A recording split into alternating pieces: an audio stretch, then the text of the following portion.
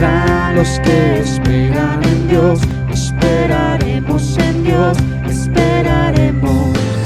Nuevas fuerzas tendrán los que esperan en Dios. Esperaremos en Dios, esperaré y Dios reinará por siempre. Nuestro fuerte libertador es el infinito Dios, el infinito Dios. Tú no desmayas, nunca fallas.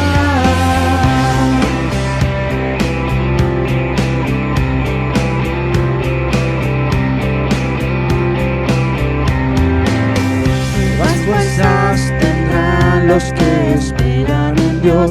Esperaremos en Dios, esperaremos. Nuevas fuerzas tendrán los que esperan en Dios. Esperaremos en Dios, esperaré y Dios reinará por siempre. Nuestro fuerte libertador.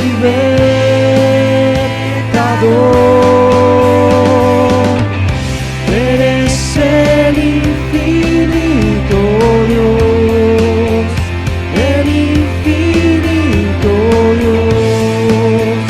Tú no desmayas, nunca fallas. Defensor de los débiles, nuestro consolador. Nos levantaste en alas de águila.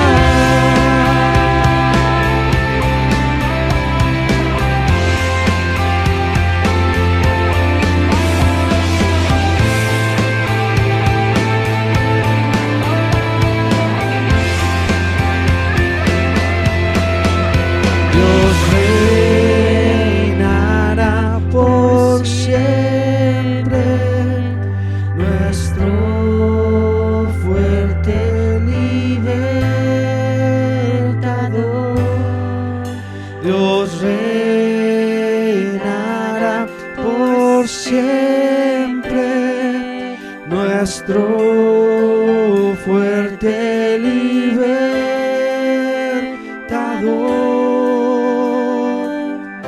Eres el infinito Dios, el infinito Dios. Tú no desmayas, nunca fallas. Defensor de los débiles, nuestro consolador. Nos levantaste en alas de águila. Eres el infinito Dios, el infinito Dios. Tú no desmayas, nunca fallas. Defensor de los débiles, nuestro consolador. Nos levantaste en alas de águila.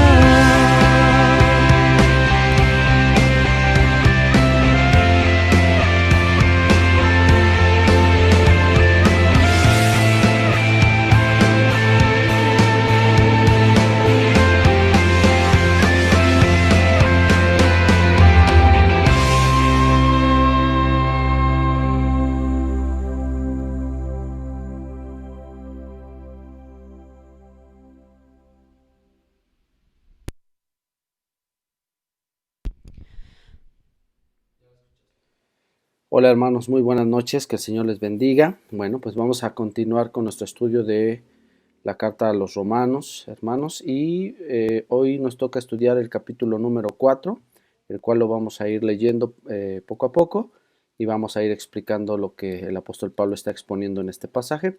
Entonces les invito a que busquen en sus Biblias Romanos capítulo 4 y vamos a hacer una oración para comenzar, ¿sale? Acompáñenme. Bendito Dios, en esta noche, Padre, te damos gracias, Señor, por tu palabra. Gracias, Padre, porque yo sé, Señor, que tú nos vas a hablar a pesar, Señor, de mí. Tú, Señor, eres fiel y tú eres bueno, Señor. Y gracias, Padre, porque en la vida de mis hermanos yo sé que tú te manifiestas de todo el que escucha, Padre, esta porción del día de hoy que vamos a estudiar, Señor. Yo sé que tú ya te has manifestado en sus vidas, Padre. Gracias por tu misericordia, Señor, y no nos resta más que pedirte, Señor, en esta noche, que tú nos sigas hablando, Señor, que quites de nosotros, Señor, todo estorbo en nuestra mente, en nuestro corazón, Padre, nuestra salud, etcétera, Padre, todo aquello que pueda estar estorbando para que yo te escuche, Señor, a ti. Guía, Padre, nuestros corazones, nuestra mente, Señor, a mirarte solo a ti, Padre. Que podamos hoy entender tu palabra, que podamos hoy discernir tu palabra, Señor. Retener lo bueno, dice tu palabra, y desechar aquello que no viene de ti, Padre. Yo te pido que quites si hay algo que viene de mi propia carne, Señor, que tú lo quites, Padre, para que sea tu Espíritu Santo el único que hable en esta noche, Padre, a través de tu siervo, Padre. A ti la gloria, a ti la honra, Padre, en el nombre de Jesús. Amén. Bueno, mis hermanos, pues vamos a empezar a leer este pasaje y el tema que nos toca ver hoy, pues es Romanos 4, pero tiene ahí un tema importante que es la justificación. Y para entender yo la justificación, pues es muy sencillo. La palabra justificado o justificación es la palabra griega dikaio, que significa considerar inocente a alguien o declarar inocente a alguien, ¿no? ¿Esto qué quiere decir? ¿Cómo que declarar inocente a alguien? ¿Con quién o qué? Bueno, con Dios, ¿sale? Entonces, Romanos 5 dice que somos justificados por la fe, ¿verdad? Y que por esta fe tenemos paz para con Dios. Es decir, cuando el Señor me ve y yo creo en el Señor Jesucristo, soy justificado porque Él me ve y dice, tú ya no eres culpable de tu pecado, tú ya has sido perdonado. Esto es a grandes rasgos la justificación. Implica muchas cosas, no nos vamos a meter tan profundo en esto, pero finalmente creo que debemos entender esto. Hoy somos llamados justos, no por nuestras obras, no porque seamos de cierto color de piel o de cierta raza, nada. O sea, somos considerados justos porque hemos creído en Jesucristo. Y al creer en Jesucristo, tú y yo recibimos ese perdón de Dios y el Señor nos ve y Él no nos ve como esos pecadores que éramos antes y como esas personas que fuimos en algún tiempo, sino Él ya nos ve como una nueva criatura y nos empieza a formar, nos empieza a enseñar, ¿sale? Entonces, hermanos, vamos a hablar ahorita del apóstol Pablo, va a empezar a hablar de por qué somos justificados por medio de la fe y no por medio de la ley. Porque muchos pensaban que si tú hacías la ley, entonces era la manera en la que yo puedo ser perdonado. Y no tiene la ley ese propósito, la ley no tiene el propósito de traer justificación ni perdón. Entonces ahorita vamos a hablar de todo esto, sino es la fe la que va a hacer que el cristiano avance, la fe va a ser la que el cristiano llegue y cumpla el propósito de Dios en su vida, etcétera, etcétera. Entonces vamos a poner atención y dice la palabra de Dios, ¿verdad? Leíamos en Romanos 1:16 que más el justo por la fe vivirá, ¿verdad? Entonces, hermanos, vamos a leer el versículo número 1 de Romanos y vamos a empezar. Y dice la palabra del Señor así: ¿qué pues diremos que halló Abraham nuestro padre según la carne? Que si Abraham fue justificado por las obras, ¿tiene de qué gloriarse? Mas no para con Dios. Porque ¿qué dice la Escritura? Y creyó Abraham a Dios y le fue atribuido por justicia. Entonces aquí está, en primer lugar, el apóstol Pablo empieza a usar el ejemplo de Abraham. ¿Por qué usa el ejemplo de Abraham? Porque la gran jactancia del pueblo judío en ese momento, y bueno, hasta estos días, es que, bueno, es que somos hijos de Abraham. Y en alguna ocasión Jesús les dijo, bueno, es que hijos de Abraham, Dios puede hacer hasta las piedras. O sea, no es eso lo importante. Es que yo soy hijo de tal pastor o yo soy miembro de tal iglesia. Eso no dice nada de ti. Eso no dice absolutamente nada de ti. Solamente dice de dónde vienes y a dónde perteneces en el sentido físico, ¿sí? Pero aquí entonces Abraham los va a exponer y decir, es que no es que seas judío, no. Lo que te hace salvo, lo que te hace que estés cerca de Dios, no tiene que ver con lo físico, tiene que ver con algo más importante, ¿sí? Entonces va a usar el ejemplo de Abraham para ponerlo sobre la mesa y dar a entender este punto. Entonces dice, Abraham por sus obras fue justificado, dice, no, más bien sus obras, pues qué padre, las cosas que él haya hecho, pues qué padre, es para su propia gloria. Dice, pero aquí dice que la Biblia, en Génesis capítulo 15, 6, cuando Abraham le creyó a Dios, esto le fue contado por justicia. Y entonces fíjense lo que dice el versículo 4. Pero al que obra, no se le cuenta el salario por gracia, sino por deuda. Mas al que no obra, pero cree en aquel que justifica al impío, la fe le es contada por justicia. Entonces aquí de qué está hablando. Si tú hicieras algo que Dios no pudiera hacer y que tú le hicieras el favor de hacerlo, pues entonces no existiría la gracia porque no necesitaríamos de Dios para eso. Entonces dice aquí, cuando una persona va y trabaja, hace lo que tiene que hacer, lo que puede hacer, pues es un salario, ¿verdad? Es algo que se ganó. Pero nosotros no hay nada que podamos hacer para ganarnos esa gracia de Dios, no lo podemos hacer. No hay algo que puedas hacer o decir con el que puedas ganar el amor de Dios, la salvación de Cristo. Por eso dice, nos regaló algo que lo único que se necesita es creer en eso. Por eso dice que el salario no se le cuenta el salario por gracia, sino por deuda. Mas al que no obra, pero cree en aquel que justifica al impío, o sea, cree en Jesucristo, la fe le es contada por justicia. Entonces, yo sé que tú no puedes seguir la ley por ti mismo, hijo. Yo sé que tú no puedes ser transformado por ti, hijo. Entonces si tú crees en mi Hijo Jesucristo, entonces yo te voy a justificar. Entonces yo debo entender esto, que primero yo debo creer, ¿sí? Primero yo debo creer en Jesucristo, debo acercarme a Jesucristo, debo buscar a Jesucristo y después, como resultado de esto, viene la transformación para hacer buenas obras, porque si yo pudiera hacer esas buenas obras por mí mismo, entonces Dios sería deudor mío.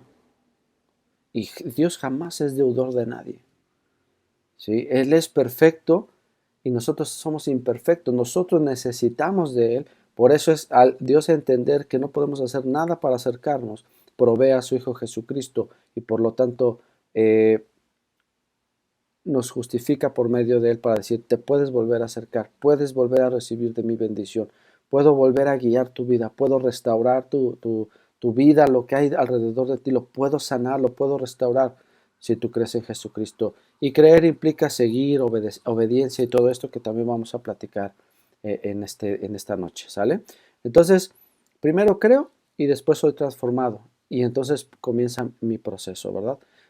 Versículo 6, como también David dice, ser bienaventurado el hombre al cual Dios atribuye justicia sin obras, ¿ok? No podemos hacer nada, aunque yo haga muy buenos cultos, sea un gran predicador, etcétera, lo que yo me quiera sentir, no puedo hacer nada para ganarme el favor de Dios, solamente a través de la fe. Diciendo, versículo 7, bienaventurados aquellos cuyas iniquidades son perdonadas y cuyos pecados son cubiertos. Bienaventurado el varón al cual el Señor no imputó pecado. Entonces, aquí nos está hablando del Salmo 32, hace referencia al rey David, ¿verdad? Y fíjate cómo estos hombres, usa dos grandes hombres que son, pilares en la cultura hebrea y que son Abraham y David, para darles el ejemplo de cómo ellos entendían este principio, que no era a través de la ley, que no era a través de sus obras, por lo cual nosotros somos justificados, sino es a través de la fe. Yo le creo a Cristo y entonces viene una obra redentora en mí, empiezo a ser transformado y eso me lleva a ser otro tipo de persona, ¿sí? Entonces puedo hacer buenas obras por lo que Cristo ha hecho en mi corazón, ¿ok? Pero no demuestran lo bueno que yo soy, sino demuestra lo bueno que es Dios. Y yo soy un ejemplo de la bondad de Dios cuando, híjole, yo no merecía a Dios y aquí está conmigo transformándome, ayudándome, bendiciéndome, etcétera, ¿ok? Versículo 9, ¿es pues esta bienaventuranza solamente en la circuncisión o también en la incircuncisión? Porque decimos que a Abraham fue contada la fe por justicia. Y entonces aquí viene el tema que veníamos hablando la vez pasada, ¿verdad? Que el judío no solamente es aquel que es circunciso, sino es aquel que es circunciso ¿de dónde? De su corazón. O sea, que ha dejado todas esas inmundicias. Recuerda que la circuncisión representaba el apartar la inmundicia, el pecado de la vida del hombre, y era una señal que Dios le dio a Abraham para como culminación del pacto, ¿sale? Entonces, la justificación, el que Dios nos perdone, ¿tiene que ver con la ley o no tiene que ver con la ley? ¿O qué pasa? Entonces aquí el apóstol Pablo nos va a ir llevando, versículo 10, ¿cómo pues la fe le fue contada en la circuncisión o en la incircuncisión? ¿Cómo su fe tuvo valor? ¿Cuando era circuncidado o cuando no era circuncidado? No en la circuncisión les contesta, sino en la incircuncisión. Porque cuando Abraham, antes de ser circuncidado, él ya le había creído a Dios. Y según Génesis 15:6, Abraham ya le había creído a Dios y su fe le fue contada por justicia. Y en ese momento, hermanos, debemos recordar que la ley aún no existía.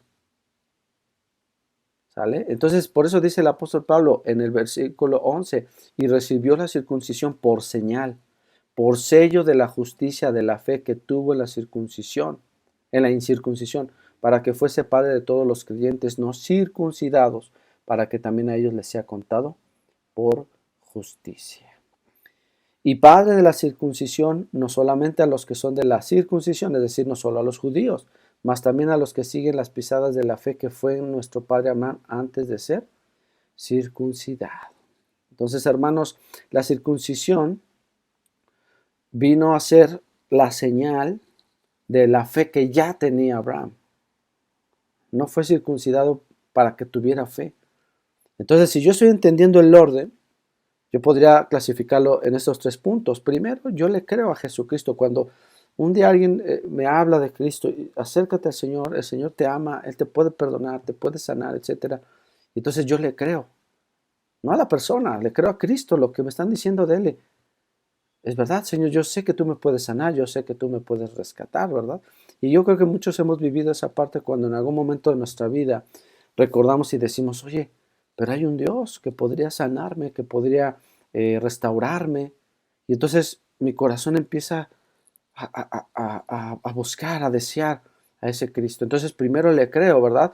No primero empiezo a hacer cosas buenas, y este es un error que muchos cometen. Es que, pues, ¿para qué voy a la iglesia? A ver cómo soy. Mejor, es que, ¿cómo voy a ir así?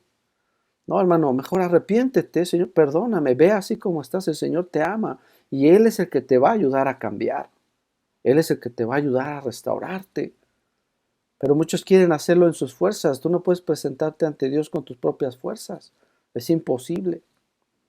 ¿Sí? Entonces, primero le creo a Dios. En segundo lugar, viene la circuncisión como señal. Ahora, pues no una circuncisión física, ¿verdad?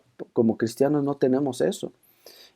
Sino la circuncisión del corazón, es decir, viene una limpieza a mi vida de mis pecados. Entonces yo a lo mejor antes era rencoroso y el Señor me empieza a enseñar cómo sanar esas partes. Ya no lo tomo personal con la gente, al contrario, siento que pues les tengo que ayudar, etcétera. Empiezo a ser transformado en cosas que a veces ni me doy cuenta, pero como estoy buscando su palabra, como estoy orando, como estoy en búsqueda del Señor en mi vida, en mi interior empieza a haber una transformación. Por eso de ahí la importancia de la disciplina cristiana, de que yo esté orando, leyendo su palabra, escuchando los mensajes, yendo a la iglesia. Esto transforma mi interior, porque se expone la palabra del Señor. Y una vez que yo haya sido circuncidado en mi corazón, es decir, que el Señor está limpiando mi corazón, purificándome de mis pecados, toda esta parte, pues entonces vienen las obras. Las obras, empiezo a adquirir la capacidad de hacer la voluntad de Dios. Entonces no es que yo, hoy le voy a dar dinero a los pobres, no, empiezo a ser sensible a la necesidad de los demás. Entonces cuando yo veo en la calle a alguien que necesita que le ayude a cargar sus bolsas, gusta que le ayude, entonces en mí empieza a hacer eso, pero no de manera forzada, ni para que nadie me vea, se vuelve algo natural. ¿No? Entonces voy en el camión y cedo el asiento a alguien que lo necesita, estoy en mi trabajo y le ayudo a alguien que a lo mejor está atorado con su actividad y yo puedo ayudarle. Y tú no estás pensando en que, pero es que para que me vean o no me lo van a reconocer o no me van a dar gracias, porque entonces eso lo haces para tu propio deleite. Pero cuando tú tienes al Espíritu Santo en ti redarguyéndote, enseñándote, guiándote, tú puedes hacer buenas obras. Y entonces tú de manera natural empiezas a ayudar a otros. Ah, mira, aquí hay una necesidad. ¿Cómo le podemos ayudar? Vamos a hacer esto, vamos a hacer lo otro. ¿Sale? Entonces, este es el camino. Creer en Dios, viene la circuncisión, la limpieza de nuestros pecados. Y entonces empiezo a hacer buenas obras de manera natural. Porque es como un árbol, ¿verdad? Un árbol es de naranja. Porque puedes ver el fruto del árbol, ¿verdad? Son naranjas. O sea, es natural también en un cristiano decir, míralo, lo que hace concuerda con lo que la Biblia enseña. La manera en que vive, la manera en que se expresa, la manera en que se comporta con los demás, etcétera, tiene que ver no con el hombre, sino con lo que Cristo ha hecho en su corazón. Y bueno, vamos a esta segunda parte del pasaje que dice la promesa hecha realidad a través de la fe.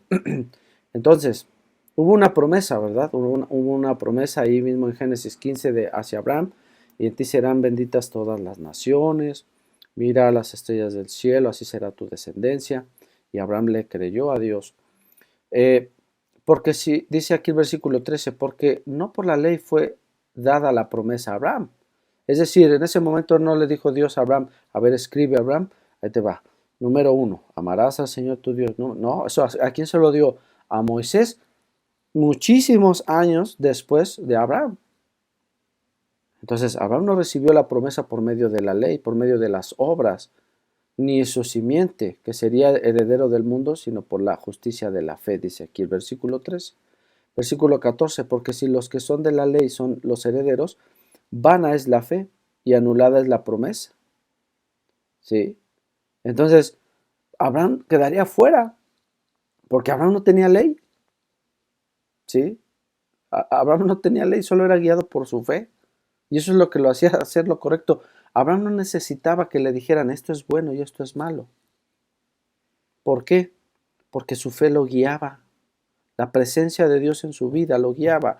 Y tú, mi hermano, puedes ser hoy nuevo en el Evangelio, puedes ser un gran teólogo, pero no nos guía la letra, nos guía la fe en Jesucristo. Entonces, yo le creo a Cristo y en base a eso yo tomo decisiones, puedo saber qué le agrada, qué no le agrada, lo encuentro a través de la Biblia, pero estudiándola, ¿sí? No como un rito, sino como un estilo de vida para mí, para mi familia, para mis hijos, en mis negocios, en mi economía, en mi salud, todo esto es importante. Entonces dice Gálatas 3:19 que la ley fue agregada, y tú te tienes que preguntar, ¿agregada a qué? Bueno, agregada a la gracia. Hermano, la gracia siempre ha existido. Hoy decimos es que eran los tiempos de la ley y los tiempos de la gracia, y eso está equivocado. La gracia siempre existió, pero la ley viene a ser parte de la gracia, porque sin la ley, y aquí nos va a decir ahorita para qué sirve la ley, pero sin la ley, tú y yo, no conoceríamos el camino. ¿Qué debo hacer? ¿Qué no debo hacer? Pero no es por eso que somos transformados. Es una guía para nosotros. Es una guía para nosotros. ¿Ok? Versículo 15, y aquí nos va a explicar para qué es la ley. Porque la ley obra para ira. Porque donde no hay ley, tampoco hay transgresión. Es decir, ¿cómo podríamos decir que uno es pecador y otro no? Si no hay algo que dictamine la línea entre lo correcto y lo incorrecto. Por eso la importancia de que haya siempre una línea moral en la vida del hombre, porque así como hoy, ¿no? ¿Qué dicta qué es sano y qué no es sano? No, pues es que hoy yo quiero amar a un niño, es mi derecho. Hoy yo quiero amar a una mujer a otra mujer, un hombre a otro hombre, etcétera. ¿Sí? ¿Y quién está correcto? Bueno, debemos tener bases, fundamentos que nos digan de aquí a acá es correcto, de aquí a acá no es correcto. Bueno, nosotros no somos objetivos porque nos movemos por nuestro sentimentalismo, nuestra conveniencia, etcétera. Entonces, por eso Dios estableció una ley moral, espiritual, para que el hombre no deprave su mente, no se corrompa y pueda seguir la vida de bendición, ¿verdad? Pero leímos, ¿verdad? Por cuanto no tomaron en cuenta a Dios, Dios les entregó a sus concupiscencias, a sus deseos. Y entonces están condenados. Versículo 16. Por tanto es por la fe, para que sea por gracia. Otra vez la gracia, hermanos. ¿Ya viste cómo la gracia fue antes que la ley? Y la ley es parte de la gracia. ¿Ok? Para que la promesa sea firme a toda simiente, no solamente al que es de la ley. Es decir, está hablando aquí no solamente a los judíos que recibieron la ley, sino a todos nosotros que no somos judíos directamente, podemos creer en Dios y ser justificados a través de eso, mas también al que le es de la fe de Abraham, el cual es Padre de todos nosotros. Versículo 17, como está escrito, que por Padre de muchas gentes te he puesto delante de Dios, al cual creyó, el cual da vida a los muertos y llama las cosas que no son como las que son o como si fueran. Entonces el propósito de la ley, hermanos, no es justificar, sino dar castigo al malo y resguardar al bueno. ¿Sí? Es como nuestras leyes tienen el propósito de salvaguardar la integridad de los ciudadanos. Cuando una persona rompe la ley, entonces recibe castigo, porque es la manera en la que podemos diferenciar y podemos resguardar el bien común. Entonces imagínate si no hubiera ley, imagínate si en las leyes civiles, pues cada quien interpretara como en las leyes morales, ¿no? Bueno, hoy yo me creo un hipopótamo, entonces yo, para mí soy hipopótamo, ¿no? Y entonces mi locura la convierto en un derecho, como hoy se pretende. Ahora imagínate que aplicáramos esto en las leyes civiles. Bueno, es que para mí, yo tengo derecho de matar al que yo quiera, ¿no? Tú prende las noticias y hace poco se decía de una persona que asesinó a otro creyendo que era el violador de su hija y al final resultó que siempre no era. Este es el ejemplo de cuando yo no respeto la ley, lo que puede pasar, ¿sí? Entonces podemos corromper todo un sistema por no seguir las reglas. De ahí la importancia de los límites, ¿verdad? De nuestros hijos, enseñarles desde chicos, a ver, hijo, esto no está bien, esto no es así. La Biblia nos enseña a usar la vara con amor, con sabiduría, sin violencia, etcétera. Pero hoy no, es que no los debes tocar. No, es que no es así, es que no es así. Hoy vemos jóvenes de 20 años que ya crecieron sin límites, no saben respetar a los adultos, etcétera. Y estamos porque no sabemos seguir reglas, porque no entendemos que nuestros pensamientos, en su mayoría, son caminos de muerte. Porque así lo dice también la palabra de Dios. El hombre bajo su propia lupa, pues cree que está bien. Todos creemos, es que esto es derecho y vamos a tomar las instalaciones de los derechos humanos y vamos a romper y vamos a rayar cosas y vamos a ir a protestar a no sé dónde. Y parecería que estamos haciendo una buena obra, pero estamos creando más caos. ¿Sí? Entonces, si yo no busco a Dios, nunca voy a encontrar paz. Nunca voy a encontrar el camino correcto, moral, espiritual, en mi corazón, etcétera. ¿Sí? Entonces, dice aquí el versículo 18, él, hablando de Abraham, creyó en esperanza contra esperanza, para venir a ser padre de muchas gentes conforme a lo que le había sido dicho. Así será tu simiente.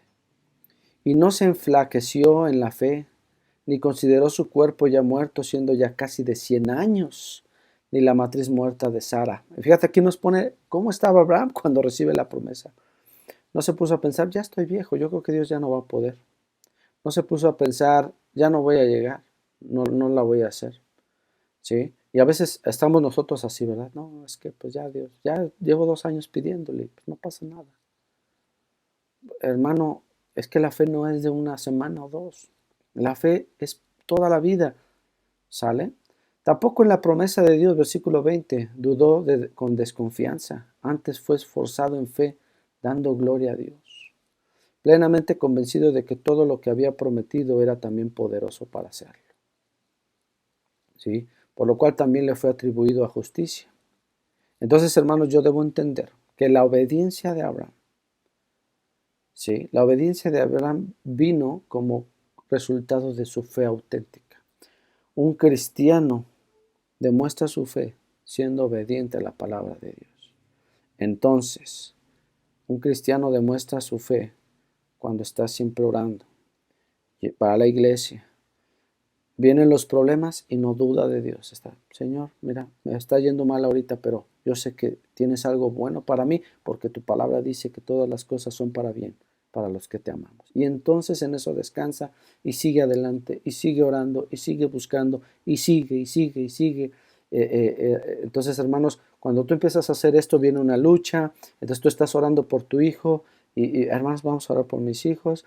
Y de repente llega tu hijo peor que otros días, más borracho que antes, etcétera. Estoy dando un ejemplo. Y entonces muchos, no, es que Dios no me está escuchando. Eso no es fe. Es fe cuando lo veo entrar y está peor que otros días porque la lucha se ha intensificado, Satanás no lo quiere soltar. Y entonces tú dices, no, pues yo voy a orar más porque mi fe es más grande, porque mi Señor es más grande que aquel que está en el mundo. Y entonces yo obedezco al Señor, sí, Señor, y yo voy a seguir yendo a la iglesia, y yo voy a seguir orando, y yo voy a seguir dando mi diezmo, y yo voy a seguir obrando con mis hermanos, y yo voy a seguir orando, y yo voy a seguir leyendo tu palabra, etcétera, todo lo que el Señor nos está enseñando. Porque así fue Abraham, y Abraham fue perseguido, y vivió como extranjero, dice la palabra del Señor, vivió como extranjero en la tierra prometida, en Canaán. Él no sabía que esa era la tierra, pero él vivía esperanzado y decía, hay algo más que me espera a mí, a mi descendencia, que somos todos nosotros, hermanos. ¿Sale? Entonces, versículo 23, si no solamente por él fue escrito que le haya sido imputado, o sea, esta fe genuina, esta justicia, sino también por nosotros a quienes será imputado esto, a los que creemos en el que levantó de los muertos a Jesús, Señor nuestro, el cual fue entregado por nuestros delitos y resucitado para nuestra justificación. Hermanos, la fe está en esto, en que yo creo que Jesús vino, yo creo que Jesús murió, pero también que resucitó y que hoy está sentado a la diestra de Dios y que hoy intercede por mí y que hoy cuando yo me equivoco y ya la volví a regar y ahí está Jesús dice, tranquilo, arrepiéntete. Sí, Señor, perdóname, Padre, de verdad, ayúdame, ya no quiero hacer esto, ya no quiero regarla, enséñame a guiar a mi familia, etcétera. Y entonces ahí está Jesús delante del Padre diciendo, Padre, perdónalos, yo ya he pagado el precio por ellos. Esa es la fe que nos justifica y por la cual el Señor dice, está bien, tu pagado ya fue pecado, tu pecado ya fue pagado, perdón, vamos a seguir adelante. No te me enfríes, no te me desanimes, hermano. Ahorita tenemos luchas y ahorita hay necesidades y puede ser en tu casa, puede ser con tu familia, con tus hijos, con tu esposo, tu esposa, en el trabajo. Puede haber problemas y eso es normal. En este mundo nunca va a dejar de haber problemas y tú tienes que entenderlo. Pero lo que Cristo prometió no es que se acabarían los problemas. Lo que Cristo nos prometió es que nunca estaríamos solos en estos problemas, que Él siempre estaría con nosotros. Entonces ahí donde estás tú, en ese dolor, en esa circunstancia difícil, tú tienes que mirar al cielo, los ojos puestos en Jesús, dice su palabra, el autor y el consumador de la fe. Y por esta fe somos justificados. Entonces el Señor Señor, cuando yo oro, el Señor me mira y está viendo con qué fe le estoy orando. Padre, en esta noche yo quiero pedirte, Señor, por mi hijo, mi hija que está enfermo, Señor, etcétera, etcétera. Y el Señor está viendo no mis palabras, sino está viendo mi corazón. Antes de que tú me empieces a hablar, yo sé que tú ya crees en mí. Entonces yo te voy a bendecir. Y yo voy a levantar a tu hijo, a tu hija de esa enfermedad. Es un ejemplo. Y así en todo. Señor, mira, ahorita me hace falta, Padre, ahorita no me va a alcanzar, necesito pagar esto, Padre, pero tú sabes que me he esforzado, que he trabajado, Señor, y yo sé que tu palabra dice que no me dejarás ni me desampararás. Por eso es importante conocer la palabra de Dios. Por eso es importante conocer las promesas de Dios. No puedo andar por ahí, sí, yo declaro que el día de mañana me va a caer dinero. No, eso no es bíblico. Tú tienes que hoy tomar las promesas de la palabra de Dios y decir, Señor, tú prometiste esto.